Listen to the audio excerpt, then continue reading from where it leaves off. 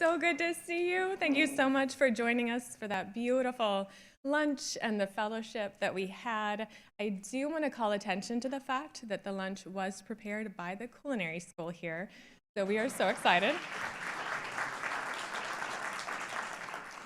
It was outstanding, right? And also thanks to the floral department here for all of the amazing floral arrangements we've had too. So this has just been ACC like pulling out all the stops for us, so thank you. So it is my honor to now introduce our third panel of the day this afternoon. It will be moderated by the Trellis Foundation board member, Suzanne Walsh. You can see in her bio in the program that she serves as president of Bennett College, a women's college and HBCU in Greensboro, North Carolina.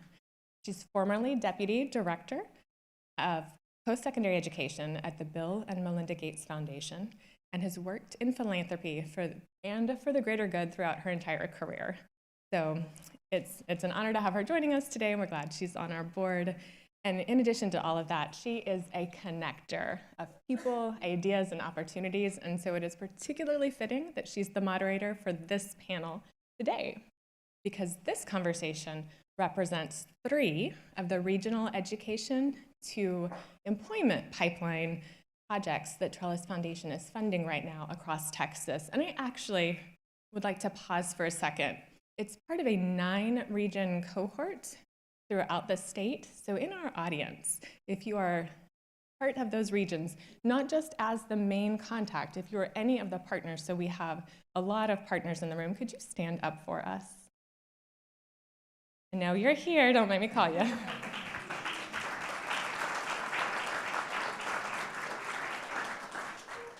So thank you all. I think we have some more who may be still coming in from lunch, but we're really honored to have all of you with us today. So on our panel today, we have Tiffany Gallegos Whitley, who serves as the Director of Workforce Initiatives at Prosper Waco, the nonprofit backbone for the Waco region. And they link K-12 higher education and workforce efforts to streamline pathways for students and working learners. Peter Beard joins us from the greater, he brought some fans, joins us from the Greater Houston Partnership, where he serves as Senior Vice President for Regional Workforce Development. They have been a front runner in mapping workforce development needs with education and training capabilities in the Houston and Greater Gulf Coast region. So they began with the petrochemical industry, and they've gained a national reputation for effective partnership development. And finally, we have Dr. Tamara Clunis, and she is the Vice President for Academic Affairs at Amarillo College, which has been a pioneer in reimagining student success and creating a culture of caring that has led to higher graduation rates and transfer rates, closed equity gaps, and is now working to expand earn and learn opportunities for students in every field of study they offer. That's an amazing goal, and we are so excited to have them. Please join me in welcoming them. Can you hear me? Yes. Okay, thank you. Well, welcome post-lunch, everyone's favorite time to be on a panel. Really excited about this conversation, to talk this continuing conversation about value, about making connections, and this is the group to talk about that. So I'm going to ask you each to introduce yourself and your organization, and I'm going to ask you, as you introduce your organization, give us one thing that most people don't know about your organization as you introduce it. The one thing that you're like, I wish everybody knew this, but they just don't talk about it enough. Start with you. Sure. Kick us off. So again, I'm Tiffany Gallegos Whitley with Prosper Waco. I think Jenny gave a great introduction. And so what we operate as in McLennan County is a collective impact organization. And so we really align efforts across health, education, and financial security. And I think one way to describe us, or how I want people to see us, is as an intermediary. And I think that's a really neat space to be in as a collective impact organization, is really taking that glass half full approach and saying what partners are in these spaces that we can help convene and better align to greater increase their impact across our focus areas. So Peter Beard, I work at the Greater Houston Partnership, which is Houston's regional Chamber of Commerce Economic Development Organization and World Trade Organization. So that's what the partnership's all about. I lead two different initiatives, Upskill Houston and Houston Back on Track. And I think what I would build off of this idea that we try to create this collective table. And I would take it a step further. What we're trying to do is help people understand how to communicate with each other, because in many respects, when you take the employment sector or business sector, the higher education sector, the ISDs, the community-based organizations, and even the Public Workforce Board, they all talk different languages, and we talk past each other. So we serve almost as not only the intermediary, but a translator. So I think that's how we kind of view it, which is how to help people understand what folks are talking about. I'm Tamara Clunis, and with Amarillo College, we have served 26 counties, the Panhandle of Texas, and we are known and nationally recognized for being an institution that loves its students to success. But I think if I could want people to know one thing about us is that they don't really know, is that we consider ourselves to be rapid cycle innovators. We can move a new initiative and respond to employers. We've done it as little as 8 weeks. We can launch a program pretty quickly. We can do major transformations in a record period of time. We've learned to we have mature change muscles, I should say. Say that last one again. Mature change muscles. Ooh, fancy. Well, thank you for those introductions, and I hope everyone wrote down what they want to be known for, because I think it's really important. That narrative and how you talk about the work is critical. You're on the front lines, helping people to understand your organizations in a different way is so important. I'm going to ask, first, let's talk about the past year and a half. Woo! Just where we all want to start.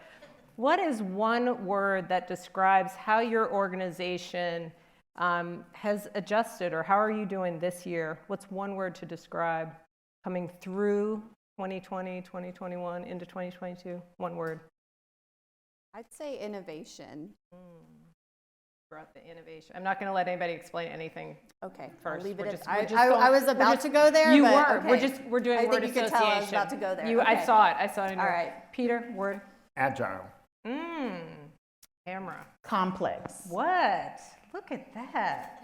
So if we combine for the region, if we talk about, so this was really about innovation, being innovative, having the ability to be agile, and yet doing that in a complex situation.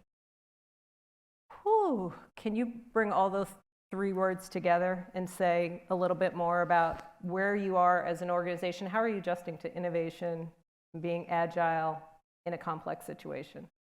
Still going and growing and learning.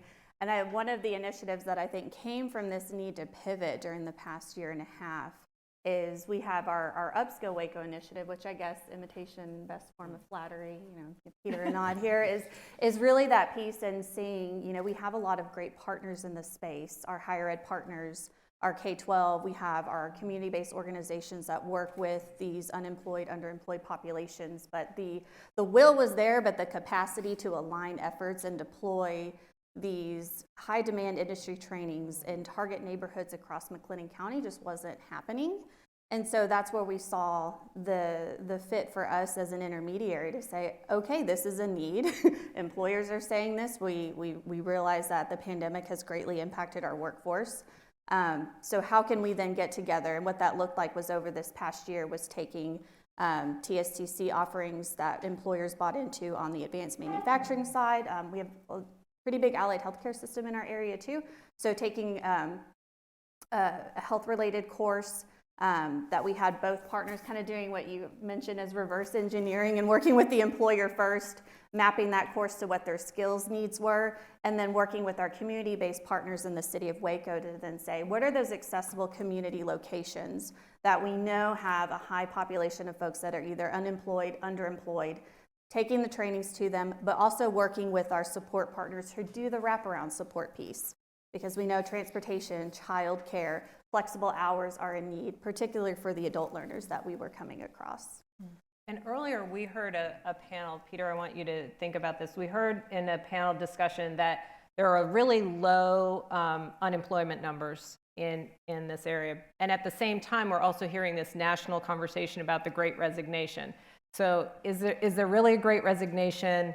And if there is, how are you just dealing with all of the issues around either because I'm trying to even bring these things together in my own mind. Is it really low unemployment, and is there a Great Resignation? Can we have all of that?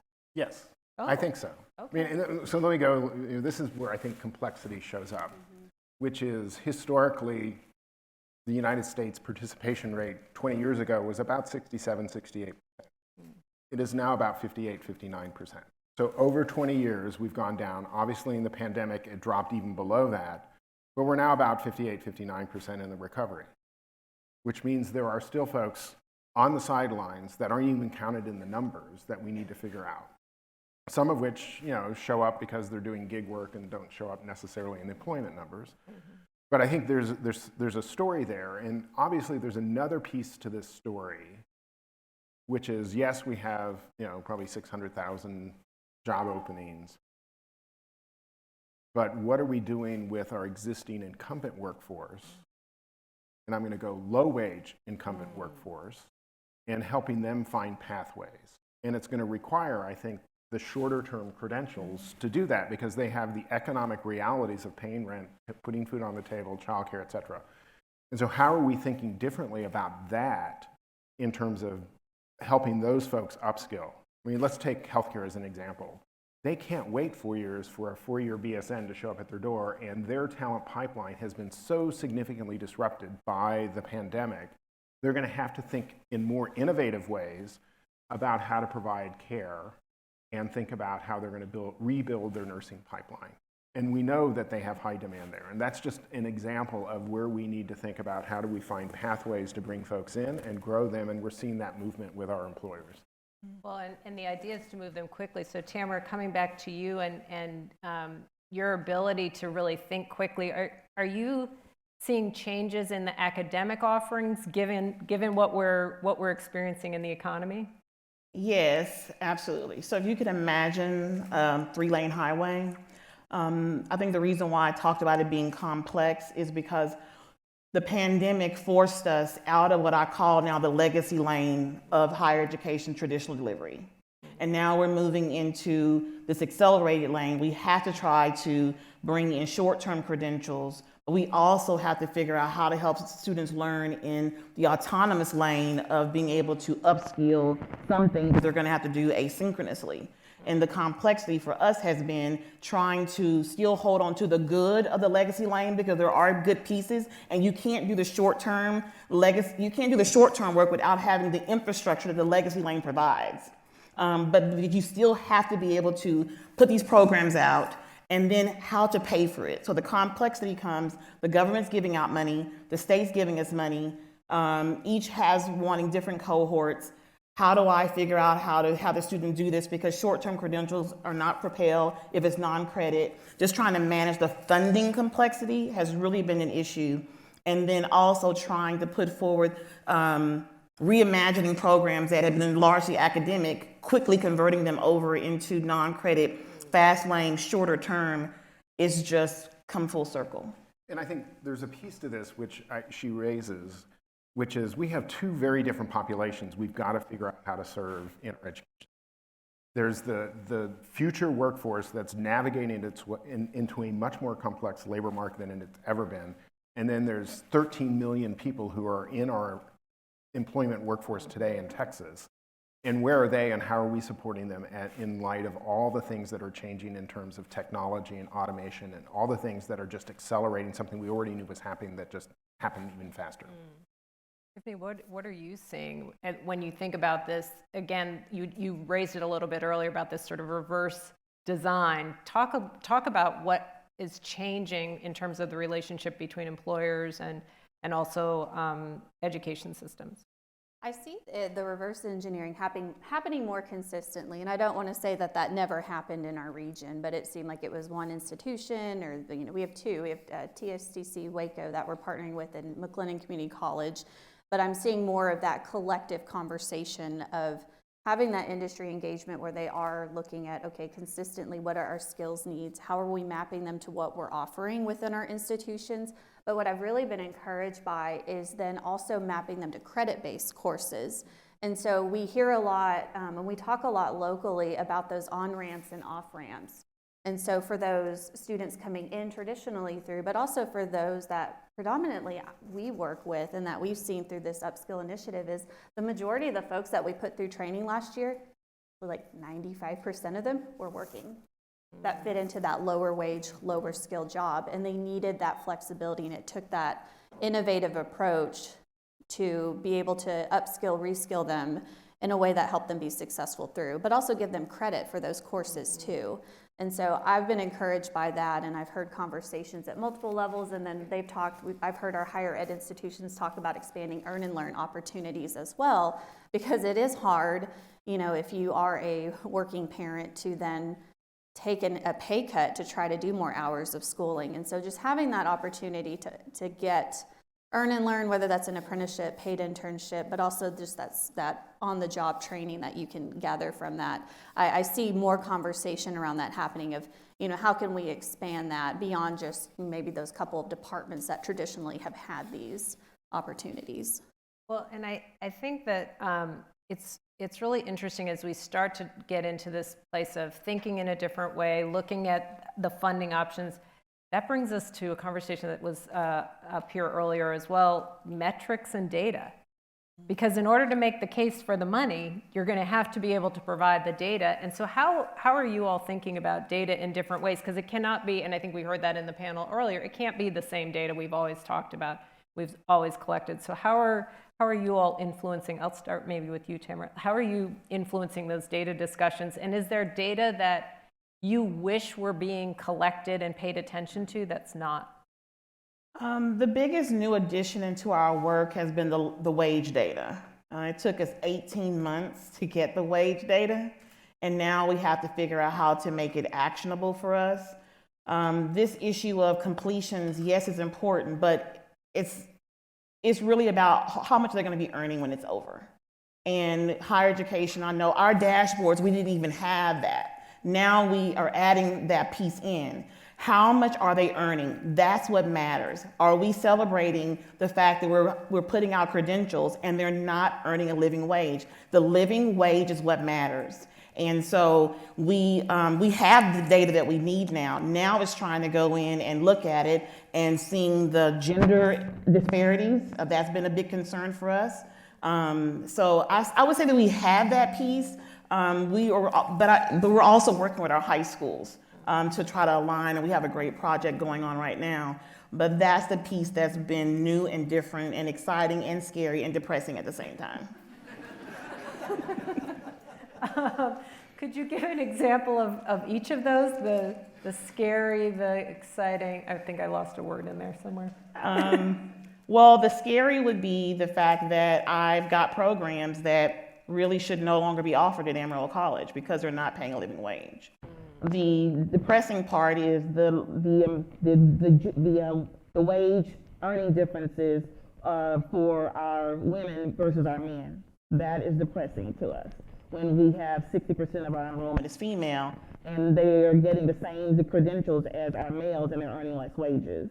And I would say, what did I say? Exciting. I think it's just having it. You know, it took 18 months to get it, so we're excited to have it. I feel like 18 months is like record time in higher ed. I don't, just a thought. Thank you. But she's talking about getting it from TWC, right? Yeah. How are you using data in your world? I mean, I'm going to come back to the point that was made, which is, one, I don't think we take enough advantage of the data that employers have, which is arguably qualitative, but it's also probably more real time and more accurate than, with all due respect to the Bureau of Labor Statistics, it's lagged and it could be misreported. But how do we actually leverage that? Because you know, in the work we do, we think about this issue as a supply chain issue. One end user, which we need to create a great experience for, is the employer. They have great information and data related to how many and of what workers they have, what skills are needed, what progressions are available once someone's in a role, and where they get their best talent from.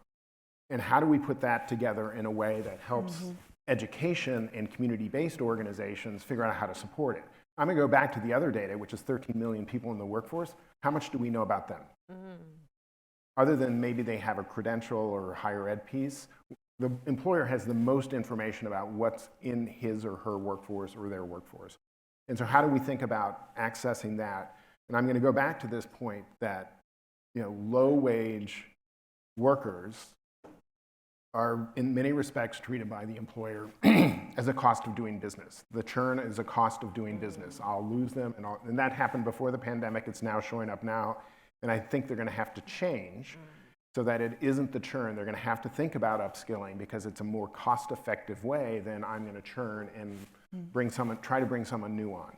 But then there's also the user experience for the individuals that has to navigate themselves all the way through this talent pipeline. And how are we equipping folks, whether it's in the employment setting, whether it's in community-based organizations, higher ed, school districts, public workforce system, help people understand how to make good choices about careers. It is a complex labor market, and all the user research we've done and what we're seeing is folks need that information because they don't know how to navigate it, and particularly the low-wage worker. Do you see a conflict between what you talk about in terms of what needs to be done with and for low-wage workers and what Tamara was talking about in terms of the importance of a living wage? There is a conflict there, but this is the point, which is, how do you help someone grow within your workforce and create loyalty? And that's what's the differentiator right now. But if and employers are going to have to change their practices at some level, partly because they can't afford to do the churn much longer. Once they sit down and pencil the economics, it's going to be really, really challenging not to, because that's a core of their business, which means if that churn occurs, they're losing productivity, which means it's hitting their bottom line. They're also probably paying overtime to their existing workforce and stressing them out even more, which is a hit to the bottom line as well. And so how do we have that conversation to say, look at these folks that are already dedicated and are looking for the opportunity to upskill, but don't know the pathway. And what we found, what the research will bear out, I suspect, is that most employers that have low-wage, entry-level workers that are part of the very base of their business aren't providing that kind of guidance. And part of it's structural, but they also need to think differently about how to leverage community-based organizations and others to help do that. Well, and it seems like one data point that you're saying it's important for employers, but it's probably important for each of you in your roles as well, as actually understanding that churn. And understanding the churn probably by industry and by company, because I think that's data that you can make the choice. Either you think that that's some sort of cost of doing business, or that could be a rallying cry to say, oh no, let's I can do give you an example, which is the CHR of Chipotle. They do fresh food. They're not a McDonald's. Their workers are trained to do fresh food. If her workforce churns 50% every year, she's replacing her workforce 100%. So she has put in a frontline education benefit, which has extended that to 4 or 5 years.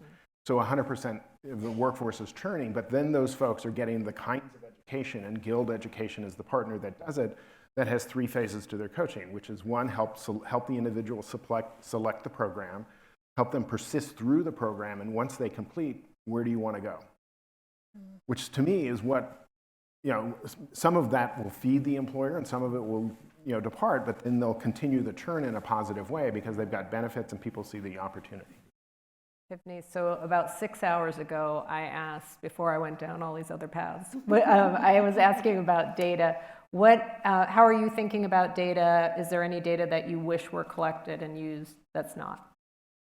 I'd say equity and data really ground our work, and I think one of the, as a community practitioner, I know it can be, obviously we stay in the loop with what the tri-agency goals are and what's going on, but obviously I miss the days when I could get MZ and burning glass data and get a little bit more, in the weeds. There's only so far we can go before hitting a paywall. But I will say one of the things that we've been intentional about all along is disaggregating data by race and ethnicity, because we have an appalling income gap between our Black residents and our white residents in McLennan County. I mean, perspective, you're looking at the mid-50s, 50K range for our white residents, 26,000 for our Black residents. And we captured that in a snapshot report we did at the beginning of the year with some of our partners.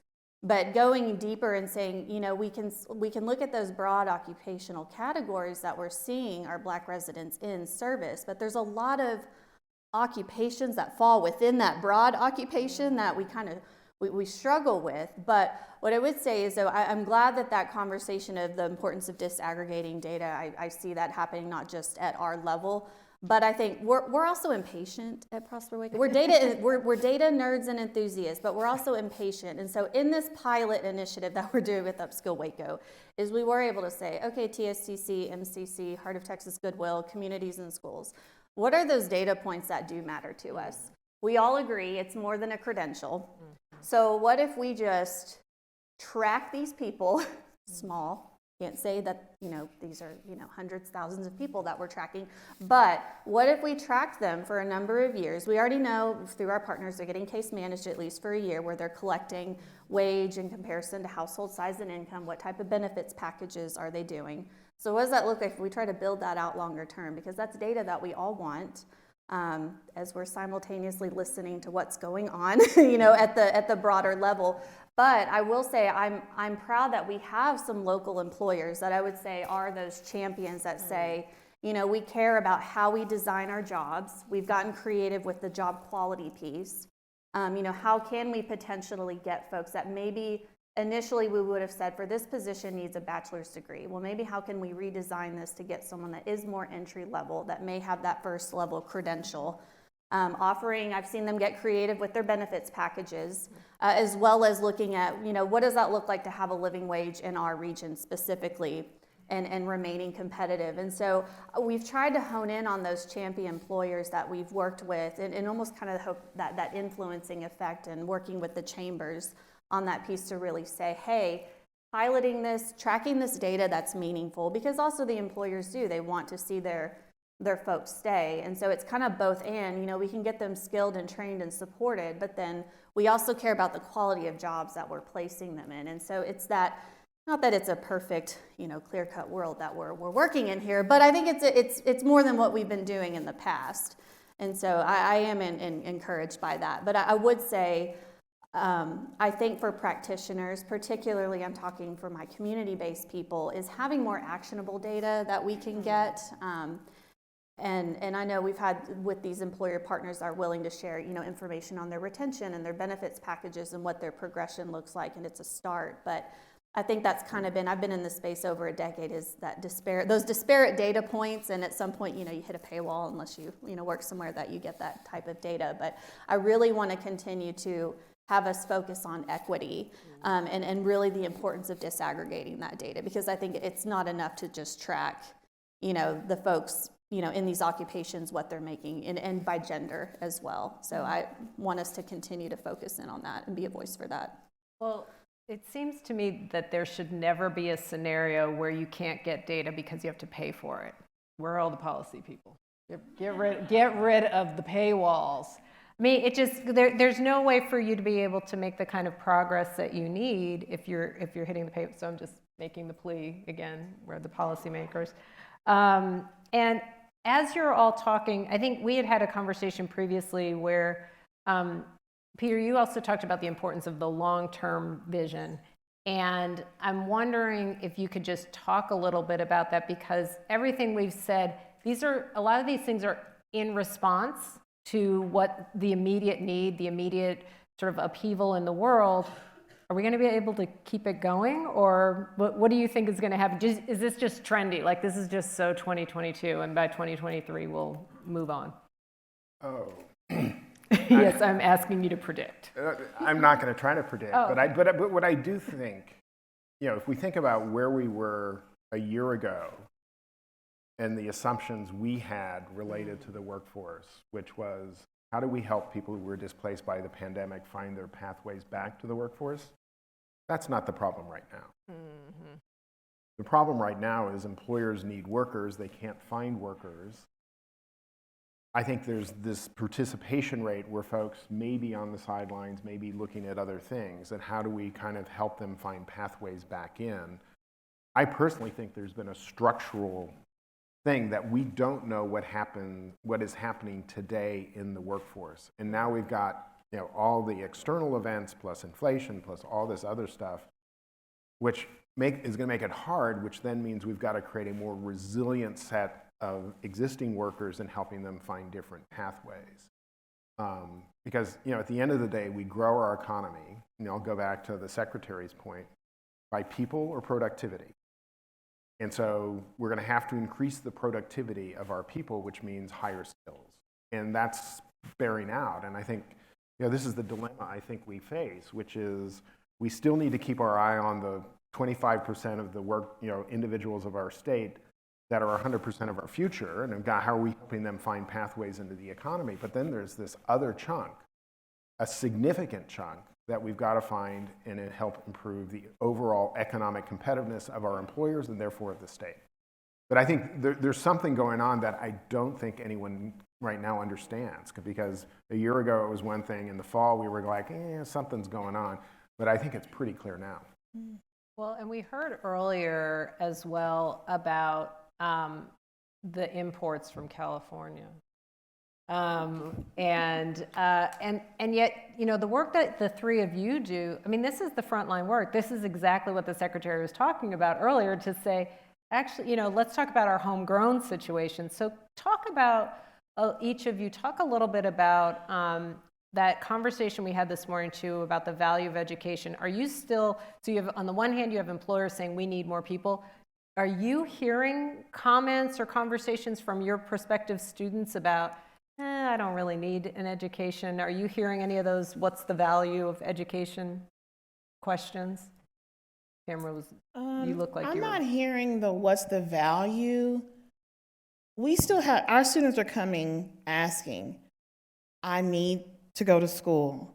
How are you going to help me to not starve so that I can do this? I know that the job that I have is not the future that I want for my family, but I cannot stop working the 2.5 jobs that I have. So how are you going to help me to be able to do this? I hear what you're saying. I have to be able to focus on my schoolwork. I have to, be able to study, but I have to work the 2.5 jobs. So that's really what we're hearing. But then we're holding ourselves to a standard that if they are going to make this incredible sacrifice, I have to have a program that is going to be worth their while. Yeah. And it's also this issue of the student. In higher education, the student is your customer. And the pandemic has changed that. I have 2 customers. I always had 2 customers. But it wasn't until the pandemic that I really have deep respect that my other customer is the employer. That I have to look out for the student, but I have to look out for the employer as well. And I'm a chief academic officer, so the student is the one that's in front of me. But I also have this equal burden now for the employer, that I must give them a student who is ready for work on day one, that can do the work. No pressure. But I do think this is, I would agree with her that individuals want to find a better path. And once again, as we've done user research with students and parents, as well as kind of, the workers impacted by the pandemic, they just don't understand how to do it, which is why this idea of career coaching, career counseling, and it can't be just transactional. It has to be relational over a long period of time. And the work we see with our community-based organizations as they work with individuals and with the employers is they build a relationship with the employer to say, when there's a breakdown, let me know so we can ensure that this wasn't for naught. And, I don't want to criticize necessarily education, but once it's out of the pipe, once it's out of the pipeline, thank you very much. Which is why I think we need to find a different model that ensures, similar to what I said about Guild, help people understand, pick the program, and then persist through it, and then what do I do next and support you to get to the next level. But see, the linear piece, that's the part that's concerning. That's why I said it was complex. Yeah. Because I've got I've had more meetings with CEOs. It's just not my normal thing. My president meets with them and he comes and tells me what they want me to do.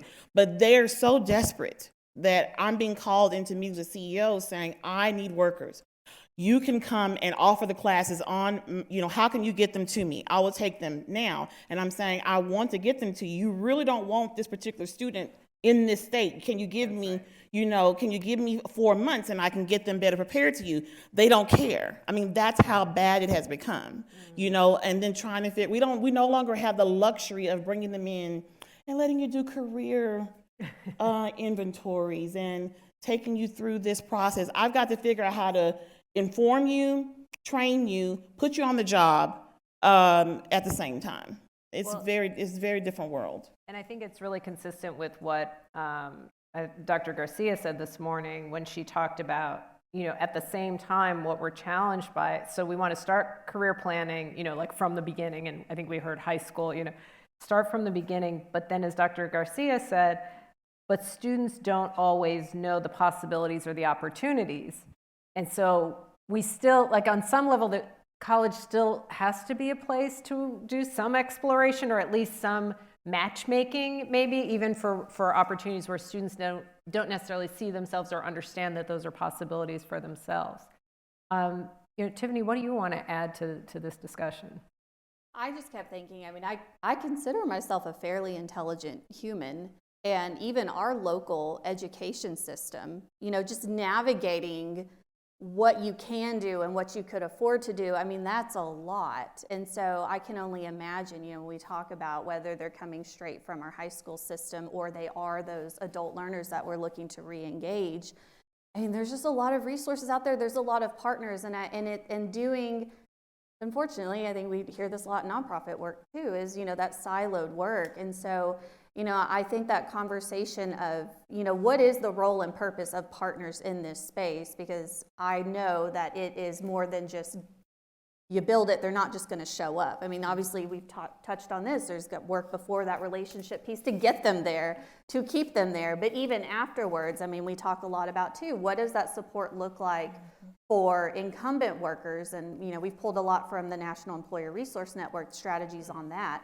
And so it takes different partners, and I think it's what support do our higher ed partners offer on campus, and that's great, but there's also that whole before they even get there. Mm-hmm. They graduate high school, and then they go to college, but what about that time in between? And then you get into certain behavioral and mental health challenges as well. There's just a whole lot of complexities to a person that I think obviously one organization or institution can't solve.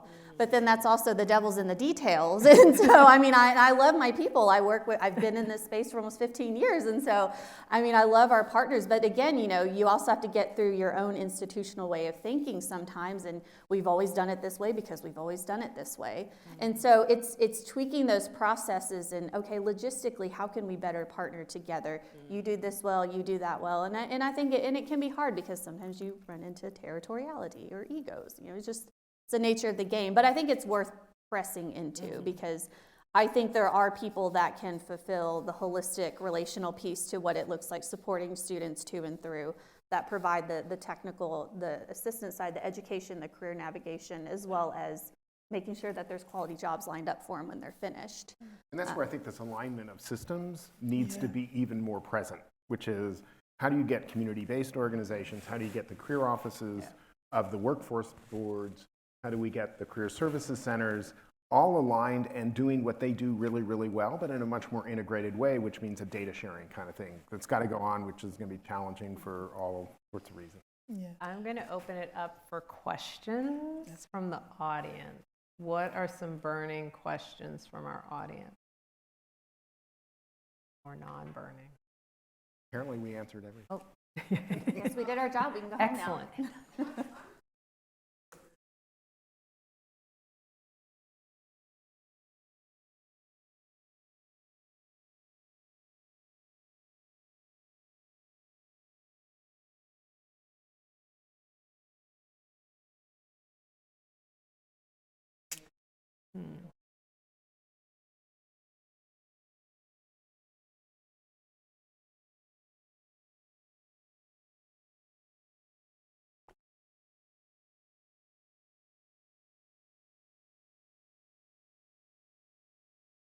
Well, I'm going to ask Peter, do you want to come, because you had some You probably thoughts. talk with the most business. Yeah, no. Why don't you start?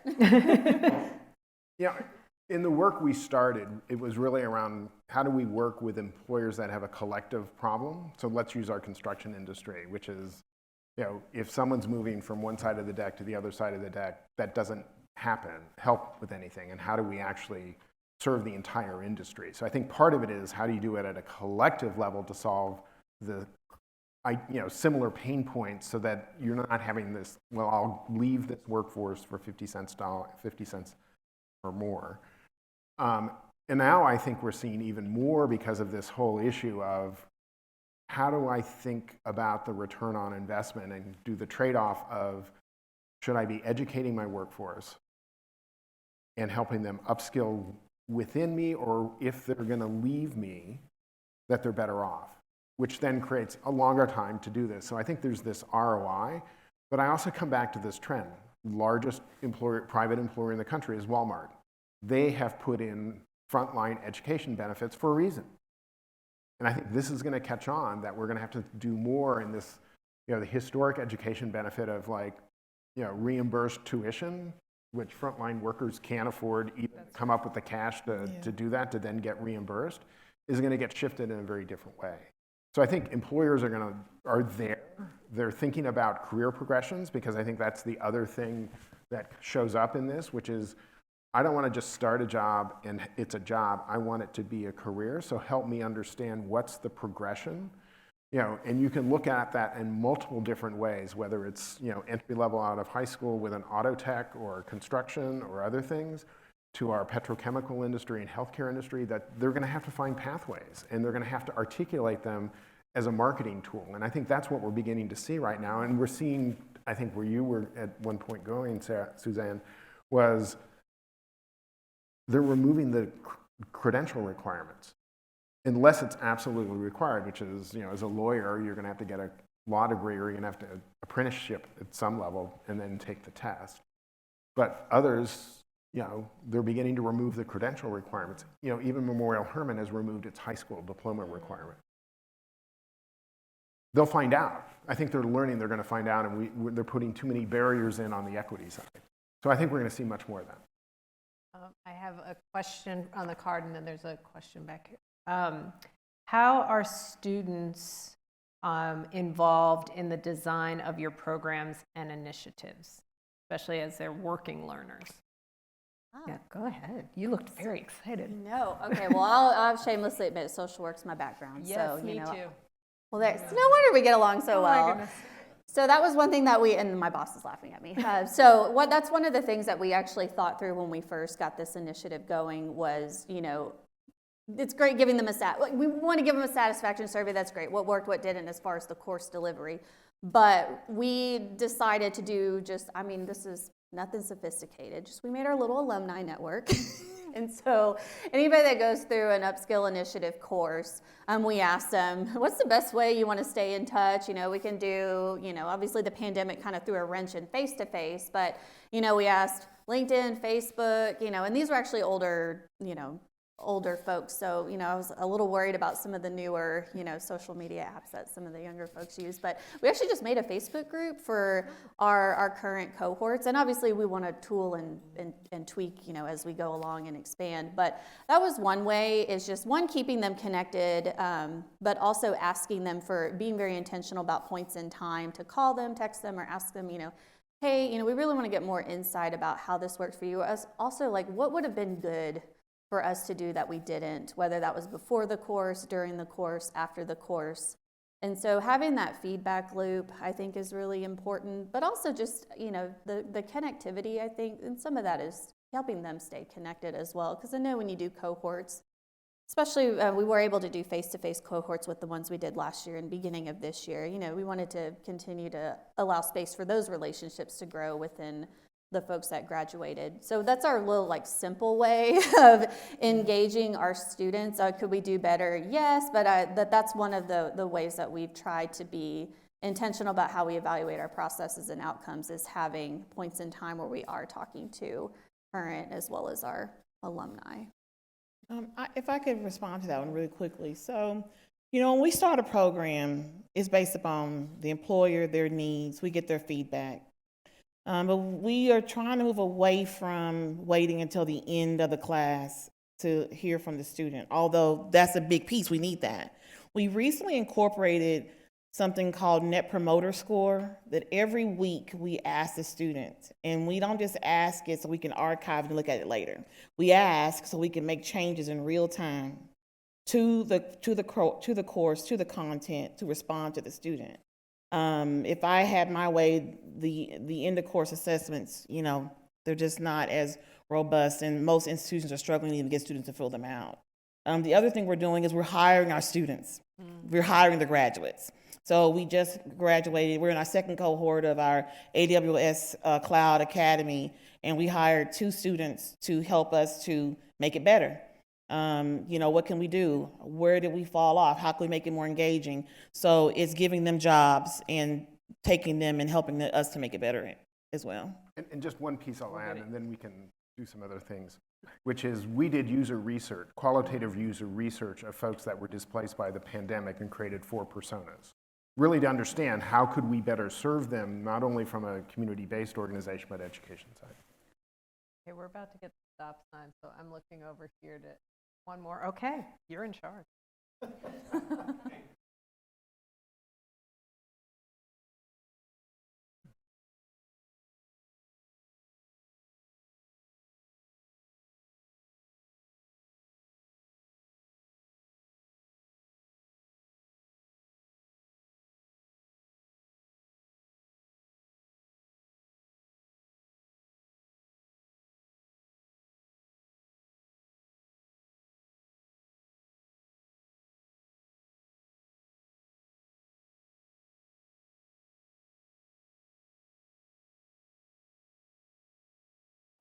I think that's Okay. Thank you, Tamara. Thank Woo! Okay, okay. All right. Okay, this is big. Okay, you I saw just, yeah, I know it's stopped. Okay. I just returned from a 3-state tour, Illinois, Wisconsin, and Indiana, for this very issue of how they are upskilling faculty. Because we run into issues where the world is changing, information is changing, and the faculty we brought in that were amazing 5 years ago, their skills are outdated. So what we're doing now, as with our AWS Academy, we didn't have the capacity at Amarillo College to offer it. So our instructor is actually online from Miami-Dade. And so he's teaching the cohort, and I have an instructor who's going through that program with that instructor from Miami-Dade, so that we eventually will build our capacity. The talent issue is really real, particularly in rural communities like ours. You know, we want to bring more tech jobs to stabilize our economy away from just service jobs with the I-40 corridor, but it's hard to get talent like that to come to live in Amarillo, although it's a great place. And so we're trying to work with other community colleges and build a network where you've got a faculty member in this area. With the pandemic, why do we have to go back to where everything's just in person? We've demonstrated that we can learn and do in an online environment. And so we need a network of colleges who have different talent in a certain place. And then we can all, can you imagine at Cloud Academy where there's 10 colleges feeding into it, and Diego is teaching all of them, you know, and the communities that can't afford that are doing it. So that's a short answer. I could talk about it all day, but it really is something that is really a big deal. I'm going to ask each of you to, as we close out, to give a final thought. And what is something that you want the audience to take away that they can maybe go do, or you want them to think about when they leave? But what is one key takeaway for this audience, preferably actionable? I think having an intermediary, and I think going into the translation, I think that's a new word I'm taking too, as far as the role of what an intermediary can play when you're aligning education and workforce systems. And that could look different. I know some of my reskilling partners, it's the workforce board, or it may be another nonprofit, but I think that there is something there when you have somebody that can spend more time eyes up in the community and really help work alongside those folks who are eyes down doing great work but have that hard time with the eyes up approach. So that's what I hope you all take away. You have some ideas for how you can help convene and coordinate some of those conversations. Go ahead. No, I don't have it. No. I'm going to go back to kind of the orientation we take, is go talk to an employer or a group of employers. So I'll give you an example. Your Associated Builders and Contractors is a collection of construction folks. So don't pick off one, but try to find where the employers already meet and just listen to their things. Go in with kind of an inquiry point of mind to learn and understand what are their skills challenges, how do they view their industry in a very different way, and be open to this point of listening and trying to listen carefully, because I think they're one of the end users, and you know, having sat on several advisory boards, it's usually a presentation to the employers as opposed to how do you use this time that you have with them in the most expeditious, efficient, and effective way to create better programming, because it's in your best interest. I would extend the earlier question about talent. If you work with employers, let them know that we need faculty talent. And if you have them, to lend your employees to that instructional element, to help us to be able to do that instruction. Bell Helicopter is loaning us an engineer to instruct in engineering, and they're not charging us because they need the talent. So I was saying, you know, see that as a partnership where it's not just about coming in, but being mentors, but we need the actual employees at these companies to come in to help us to be instructors. Thank you. I hope that everyone really takes away, there is some incredible work happening in the state, just unbelievable, true collaboration, true partnerships. You know, those are words that are thrown around a lot, and I think, you know, as John said, this is a reality check, and it's both the excitement, the hard part, and the scary all at once. And remember that this is an opportunity for you to also think through how to continue to be innovative, how to continue to be agile, and how to operate in a complex environment. So I want to thank our panel so much and thank all of you for our questions. Thanks to Tiffany, Peter, and Tamara. Please give them a round of applause.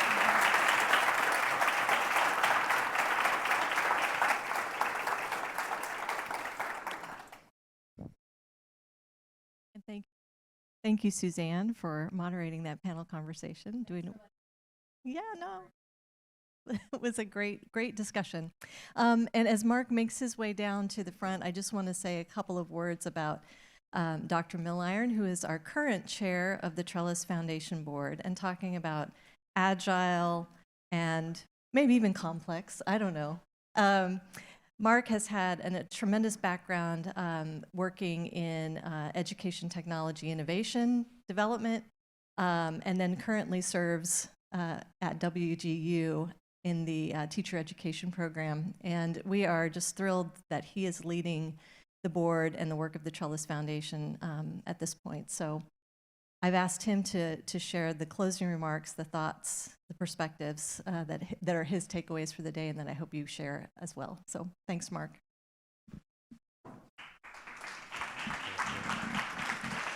So I am well aware I'm between you and the final reception, so we'll be quick.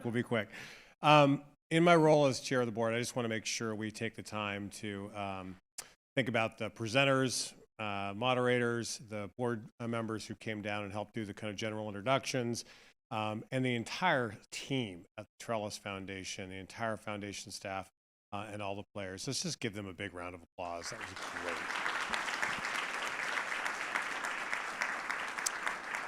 You know, one of the neatest things you get to do when you work in the world of philanthropy, there's all kinds of exciting work in supporting the programs and even advocacy around specific policies. But one of the neat things you get to do is convene. And in this convening work, you get to catalyze some conversations that you hope will lead to change in the long run. And in that kind of work, the work we did today, you saw it firsthand. And I just want to frame a way to take away today's conversation and think about how you can take it back into your own context. I want you to think about voices and choices. So today we heard lots of voices. We heard voices from the national level in our opening conversation, voices from our commissioners, voices from our grantees. We heard voices from our students, right, in that student video. And if you're going to do the work on the value of education, getting lots of voices into the conversation matters, because not all these voices agreed, right? We heard lots of different perspectives about how this comes together. And you've got to get lots of voices into this conversation and hear what it means to a traditional student, to a non-traditional student, to somebody who's really struggling to afford their pathway, and think about how that's going to shape the way you're going to do this kind of work. So the voices really matter. And those voices matter because they help you think about the choices. And the three big choices, I think we should be thinking about how, we take away this conversation and go process it in our own context. When you're thinking about the value of higher education, the value of post-secondary education more broadly, the one big choice right now you heard screaming out of these panels, again, is students are making a choice whether to go or not to go, right? It's this moment of deciding whether to go. And this isn't about the value of a credential. That's never the question. The students who are making this choice they're deciding to go to post-secondary education because they think it is a lever to change their lives, right? To improve their lives. And that choice to go or not to go is based on their perception of the value of that credential, the ease of that program for me to be able to work with my work and life balance and home balance and be able to afford it and be able to get supported. And so there's all kinds of work for us to think about how we help that student make a good choice, right? How do they make a good choice as they're going on? Because that is one of the first ones, is whether they're going to go or not to go. The second is for us to think holistically about how we support that student. So as we build that great program, think about that curriculum, think about that credential. What are the support structures we're putting in place for those students? You heard about people talk about economic support, the infrastructure support within their different communities, because often the conversation around post-secondary education is reductionistic. People often talk about college like it's a collection of classes, right? College is not a collection of classes. College is a family of experiences that happen to include classes. There's a whole other set of curated and created experiences we have to pull it in. So we have to think about what are the choices we're making about how we support those students who are doing it. And then one of the interesting choices I heard come through again and again in the conversations today was about how do we measure success? What does success actually look like? And one of the things we're coming back to, like, what's the data that tells you you're on track or off track? We've heard that again and again, right? People talking about different data points and examples for it. And I go back to the choices in that conversation again in the beginning. To that student, the data that matters to them is, did you get them on a pathway to possibility, right? Did that choice, did that support system, did you actually help them get on that pathway to possibility? What I hope you take away from today, and what I love about the work of the Trellis Foundation and all of their sister philanthropy partners, all their intermediaries they're working with, all the grantees they're working with, all the policymakers we're connecting with, it's great work, right? It's really fun work, is think about how we can continue to bring the right voices and explore the right choices to figure out how we can help more and more diverse students be more successful on these pathways than ever before. That is the work we're trying to drive towards this. Wouldn't you agree with me? Yeah, let's jump into that. So, final thank you. I want to say a huge thank you to Dr. Richard Rhodes, the founding chair of the Trellis Foundation and our host for today. Richard.